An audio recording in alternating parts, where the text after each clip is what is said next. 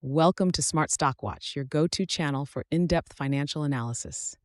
Today is November 7th, 2025, and we're diving into Solventum's third quarter 2025 financial results. Joining us is John, senior analyst from Smart Stock Watch. John, thanks for being here. Thank you for having me. Solventum has just released their Q3 2025 earnings, and there's a lot to unpack, from their sales growth to their strategic initiatives. Revenue and profitability overview. Let's start with the top line. Solventum reported a net sales increase of 0.7% to $2.1 billion, with organic sales up by 2.7%. John, how does this align with market expectations? Solventum's performance is quite solid, especially considering the organic sales growth of 2.7%, which indicates strong underlying business momentum. The adjusted EPS of $1.50 also beat the forecast of $1.43, which was based on a survey of 4 analysts.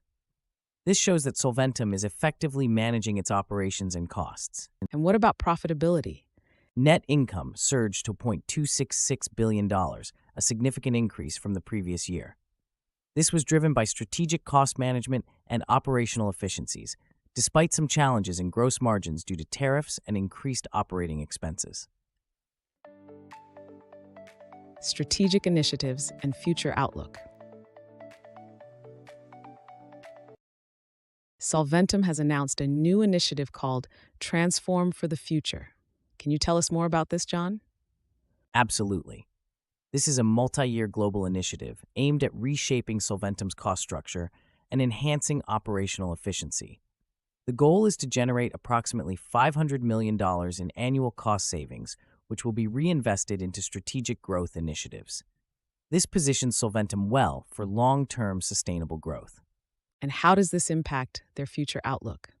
Solventum has increased its full-year adjusted EPS guidance to a range of $5.98 to $6.08, reflecting their confidence in achieving significant value creation.